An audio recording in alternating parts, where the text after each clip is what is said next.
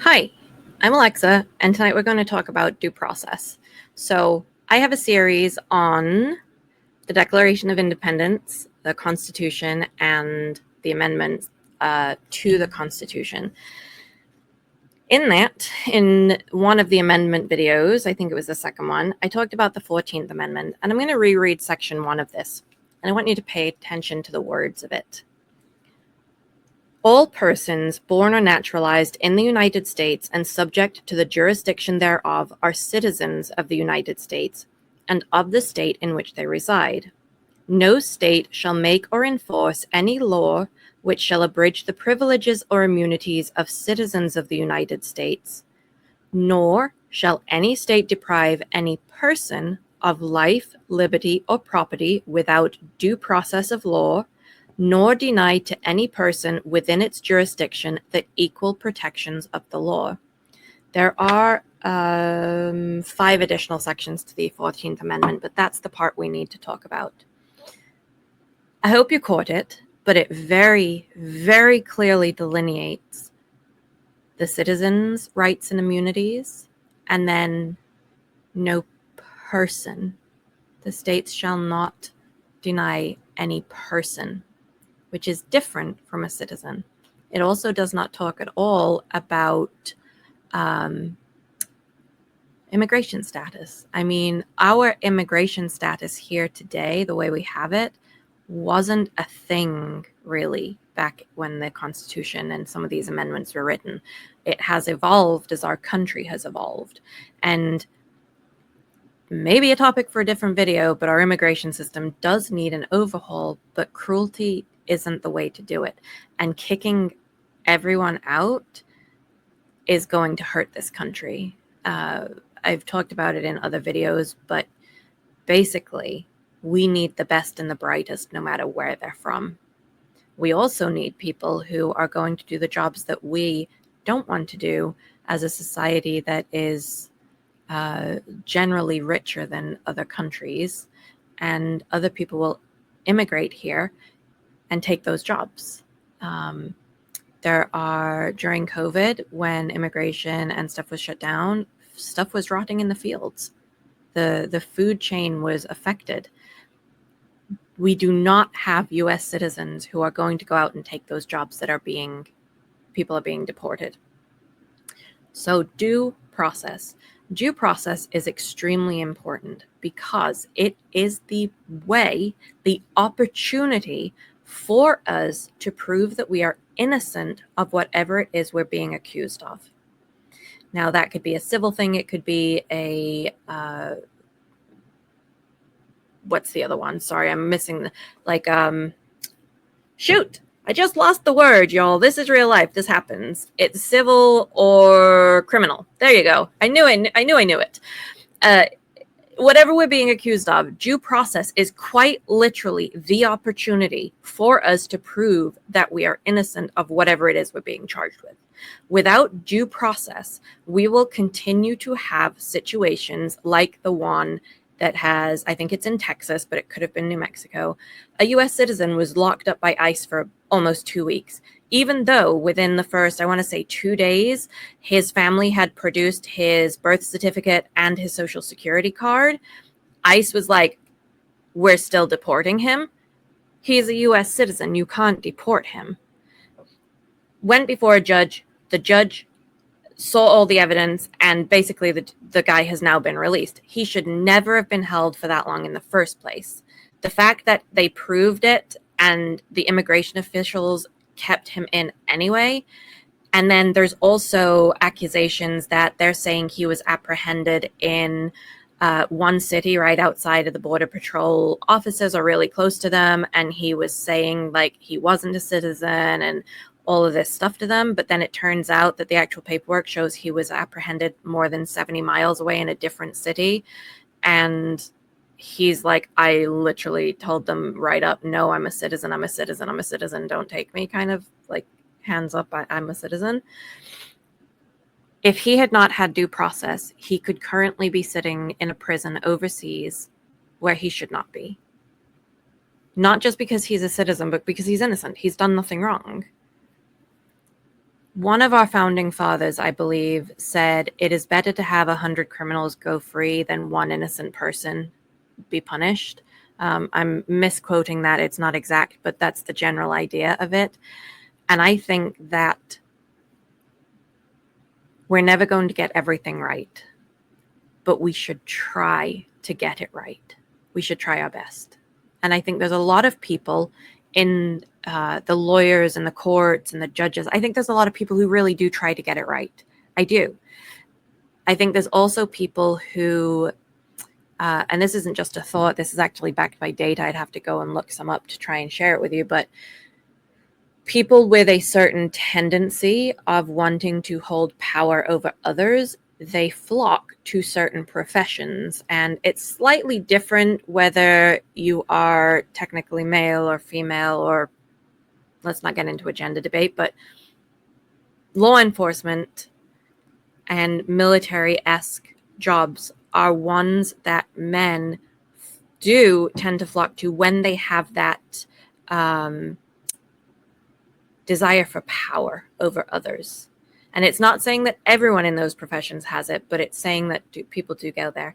And then the other problem, and if you've ever heard of the Stanford prison experiment, is it's very easy and quick to fall into very, very terrible habits, especially when the people around you are also doing that and making it seem okay.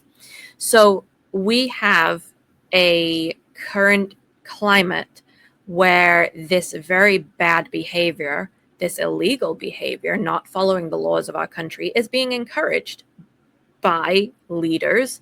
And that is creating very, very, very concerning situations. And they should be concerning to every single one of us.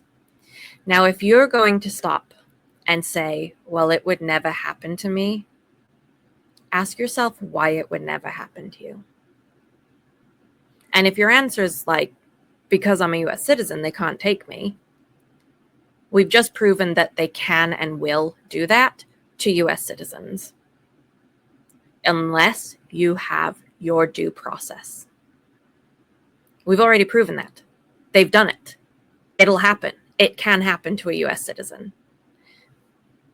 If you're saying, because I'm not Mexican, because I'm not Hispanic, because I'm white, well, that's a whole other issue. And you should probably wonder and question why you think it's okay to do it to other people just because of something they can't control. The color of their skin, where they were born, right? That's a whole nother topic, and I'm not going to debate that with anyone. We are all, regardless, every single person, regardless of where we're from, what we look like, we are given due process as a right. Well, it's not even given, it's ours. Due process is a right. It is outlined in the Constitution, and that it's the supreme law of this land. It is ours. It doesn't say no person shall be deprived of due process unless they're from this country, unless they're here legally. It doesn't say anything about that. Okay? When we have people taken, literally snatched off the street by people who are not following the law on how they are meant to identify themselves, give warrants, so on and so forth, whatever the rules are in that situation, that's a problem. Because those people are now overstepping their boundaries. They're not allowed to do that. They are illegally doing that. They have to follow the rules that they have for their job, for their position. That's the law. When we have people who are being sent overseas, paid to be sent overseas, we're paying, like, our tax dollars are paying to send these people overseas without due process. That's trafficking. You've illegally snatched someone off the street and shipped them across state lines, across country lines. They haven't been proven guilty. You cannot compromise your upholding of the law and not expect there to be consequences from that. We as a country have to abide by the rules we have set.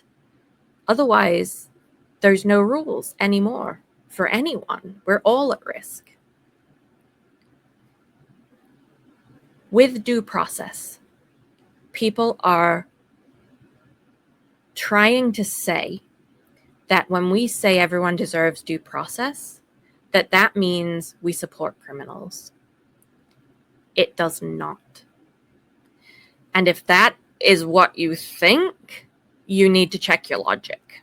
You might want to take a critical thinking and a logic course, because there is nothing about saying upholding due process is important so that we don't send innocent people, to then jumping to this completely incorrect conclusion that means we support criminals.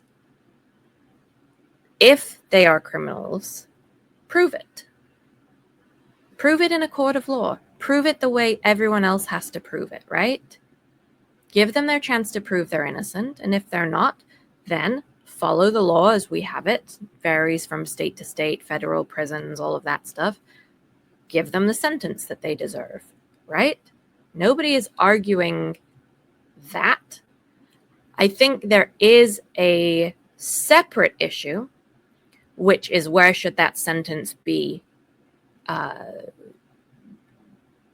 completed, right? Where should a sentence be completed if we're the country that are saying they're guilty? And shipping even guilty people overseas opens the doors to really, really egregious human rights violations, and it opens up this country to massive lawsuits. For one, lack of standing and respect, loss of power. A lot of consequences could come from that. That if something is happening to someone that is technically within our care, but they're overseas and another country does it, now you're risking really bad international relations, but also bad things at home. It's very, if you actually look at this and you look at the consequences of letting these rights violations continue and not having the people doing it face consequences themselves for breaking the law, they could be catastrophic for this country. But do not get it twisted. Upholding the rights that we have and holding people accountable for when they try to infringe on those rights is not the same thing as supporting criminals. I want to make that as clear as I possibly can. This is a heavy topic, and it is overwhelming. Every day there is a new story of things happening, even after the Supreme Court ruled that the government has to give them their day in court and due process. They were about to ship more people off to, El Salvador, I think it is. They were about to ship, I think, 11 more people on Friday night. And the ACLU thankfully heard about it and filed an emergency injunction. And I want to say they were told they cannot deport anyone. They have to give them 21 days, the due process, something. I don't know. That just came out this past day or two. Might have been this weekend. It might have been Monday. But the fact that these people in whatever department they're in, knowing that the Supreme Court had told them you can't do this, you have to give them due process, and they still tried to do it, that's a real problem. That is a constitutional crisis. And if our Constitution falls, we have nothing. Thank you if you made it this far. I'm sorry I'm a little stumbling over my words tonight. Quite tired. The more important the topic, the more I want to get it right as I communicate so that it is understood and received the way I mean it. the more nervous I get. This is an extremely heavy topic. It's an extremely scary topic.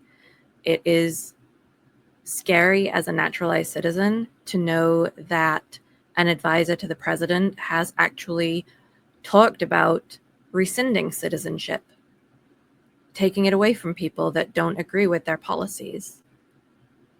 That's absurd. That is insane. Rescinding citizenship should be for the most egregious situations where someone has committed actual treason and not just used their First Amendment right to speak up about something they don't like.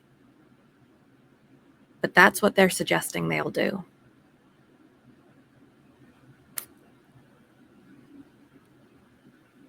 Let's leave it there. What can you do? Call your representatives, call your senators, call your state reps. Tell them they swore an oath to uphold the Constitution. Hold them to it. If you made it this far, thank you. As always, be kind to yourself.